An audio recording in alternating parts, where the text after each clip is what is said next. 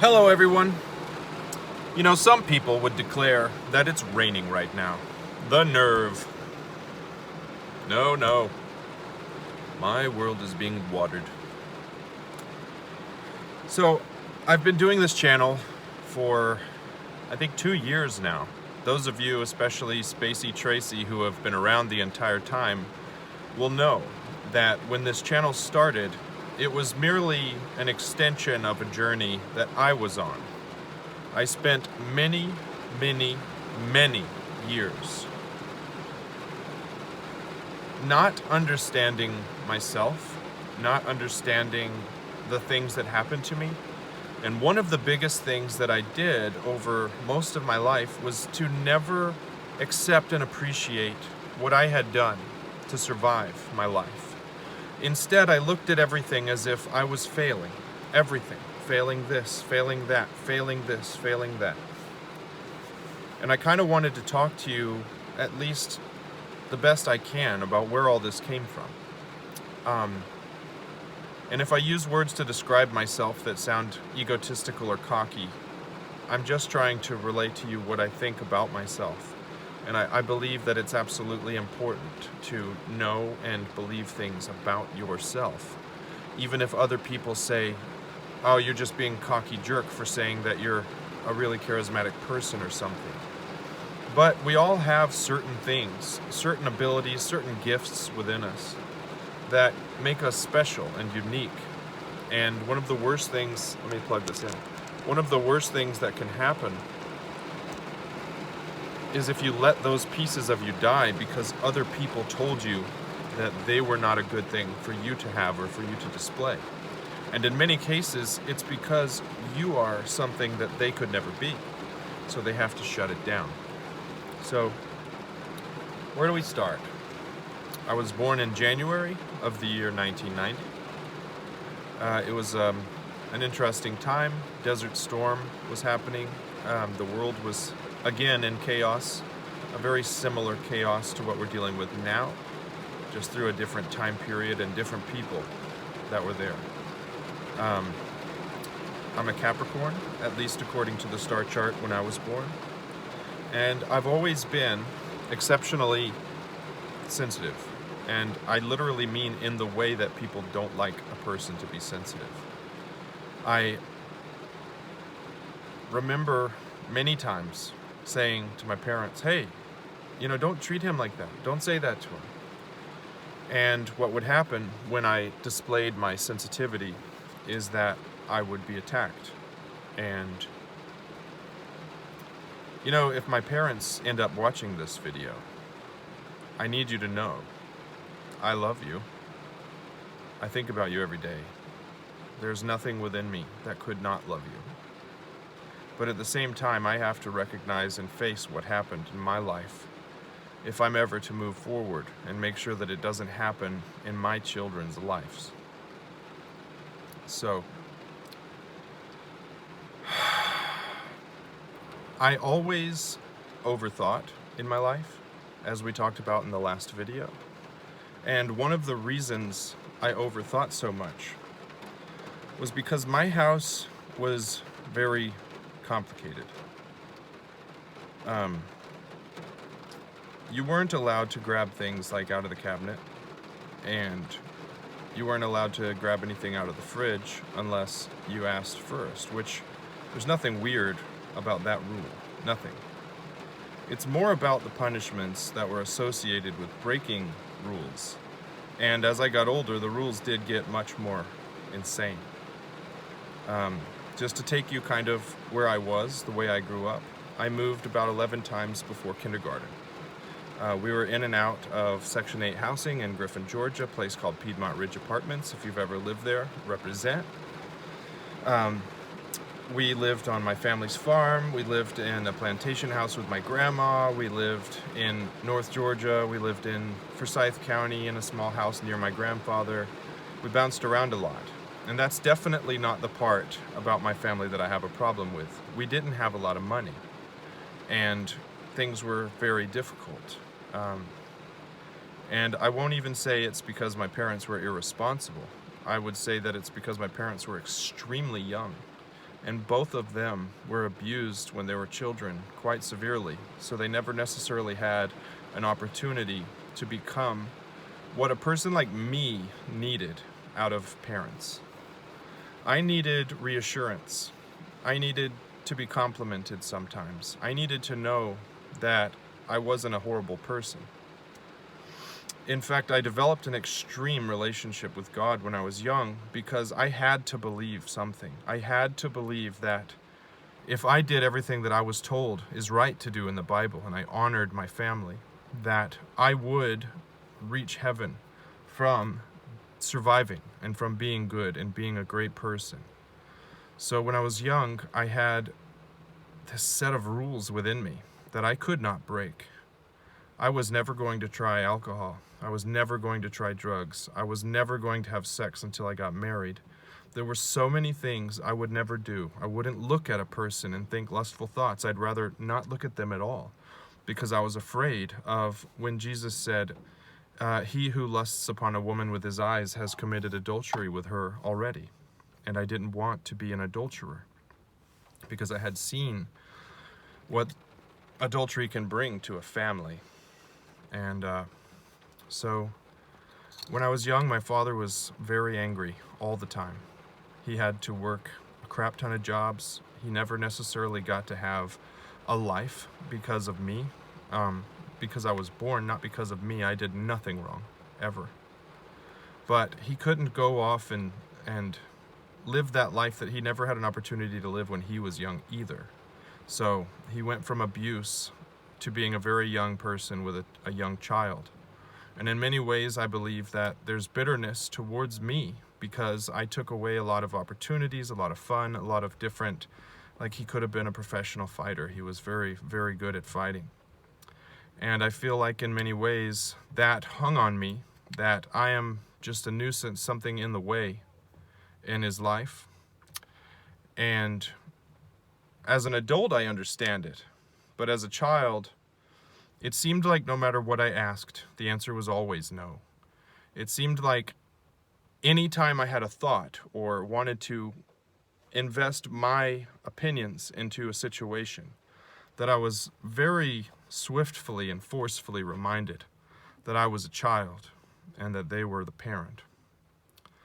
So my dad had a lot of anger problems, and along with that, my mother had a ton of anger problems, and she has a very complicated mind. She's been dealing with a lot of things her entire life inside of that head. And I understand that she could never have provided to me what she could not possess for herself. But I love you still very much. And I wasn't even allowed to look away. If my mother was yelling and screaming at me, as loud as she could possibly yell, I was required to root my feet into one place, stare into her eyes, and if I looked away, I was either rolling my eyes or being disrespectful. Now it's 2021, the yes sirs, yes ma'ams kind of thing still exists, and it's looked at as respectful, but it's not necessarily looked at as something you must do. But in my childhood, every single time, even if she was just like, hey, can you grab that for me? Yeah. What'd you say? Right? Come straight at me. What'd you say, boy? Kind of thing. And, I've been suffering a mental illness my entire life, to where I overthink, I get obsessed with feelings and thoughts and what could happen next. And in many ways, that's because I never knew what would happen next in my house. Was that the day I was going to get home and get my ass beat?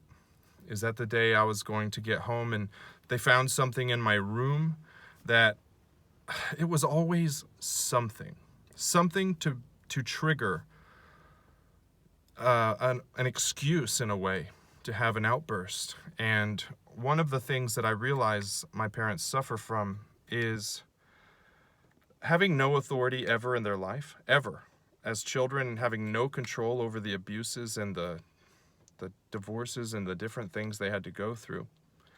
They were never able to be in charge.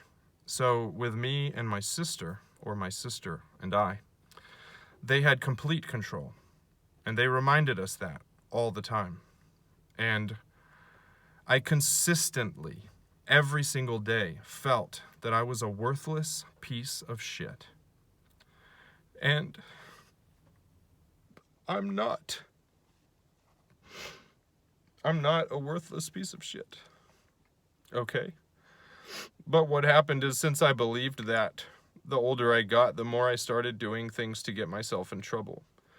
Because even when I did everything right, and when I did it to the best of my ability, I got in trouble for it. So I systematically tried to kill myself with various acts of danger, selflessness as far as willingness to rescue someone in any situation.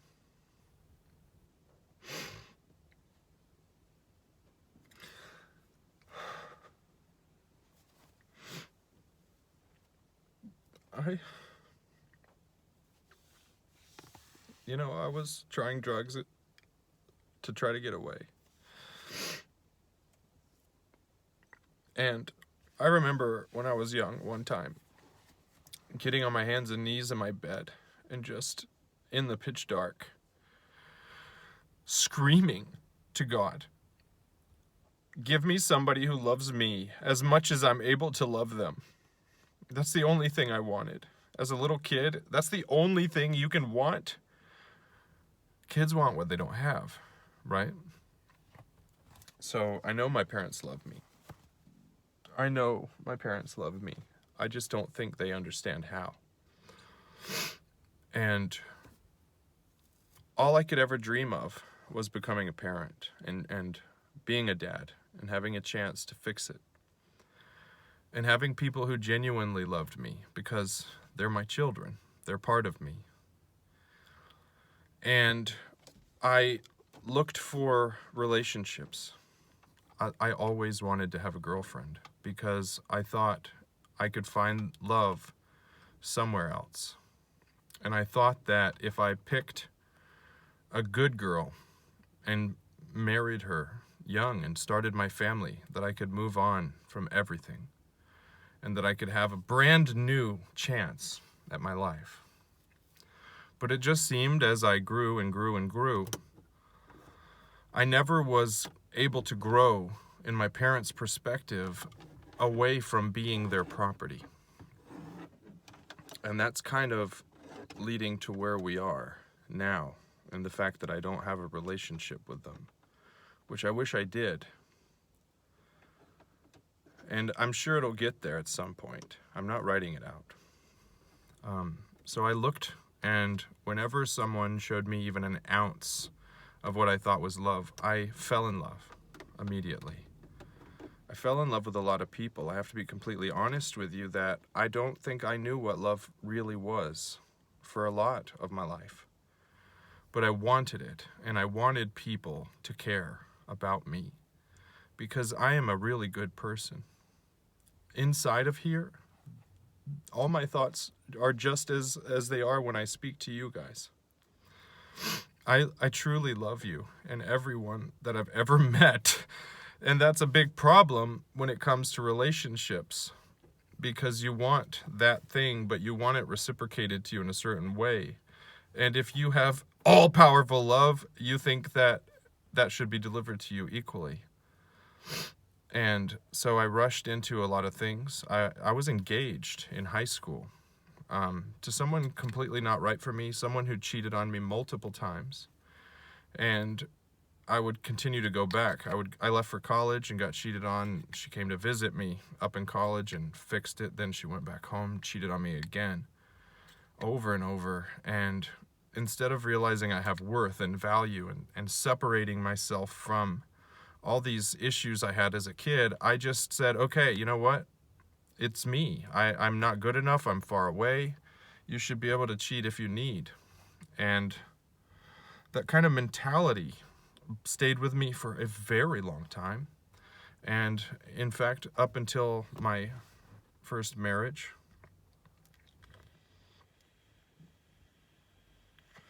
I'm going to leave all names out due to respect. But in my first marriage, it was more of the same thing. I was going into the military, and I wanted someone to be with me. I wanted a partner, a person to pick me up when I fell.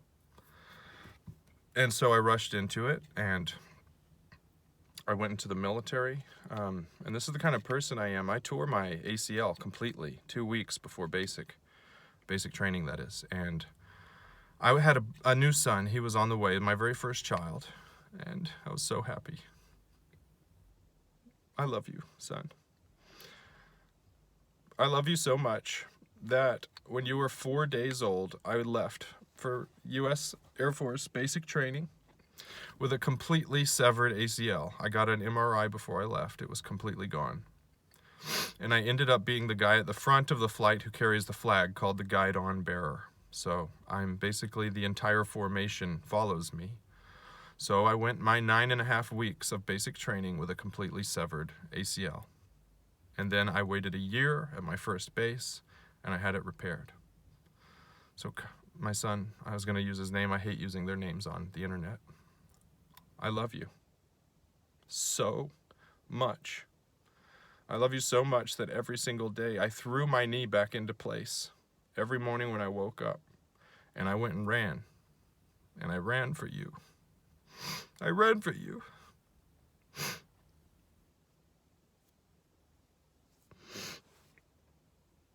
And I'm still running for you. Still. Everything will be okay one day, I promise. So I had my 3 kids while I was in, and did everything I could for them. I'm not the kind of person who ditched them. I may have started ditching my wife to go to the gym at the end. Be honest with you, I did, but I couldn't be there. It was hard. I didn't abandon her to go out to bars and drink with women all the time, though. I just went to the gym. But still, you know, I wish I had gotten a divorce earlier. But I'm the kind of person who sticks it out no matter what. And boys and girls, sometimes this is called a lack of self-worth. But I also feel very proud of myself that, due to the nature of my childhood and surviving beatings and screaming and extreme labor and just being put down and made to feel like I'm a liar and a horrible person, all those things, I'm proud of myself for surviving them. And the reason I'm saying all this on a video is because the other day I was told how proud Jen is of me for making it this far with the things that I've had to go through. This video will never, ever explain the things that I've had to go through. I couldn't. If I were to try to tell you everything, I'd puke. But at the same time, I'm happy. I'm happy because of what I've learned. I'm happy for the things I've gone through. I have an amazing grandfather. I have 3 beautiful children and 3 outstanding stepkids. And this, what I'm about to say, this is for life. This is for the universe. This is for you. Whatever you are that guides this life and sets this all up for me. You will never break me.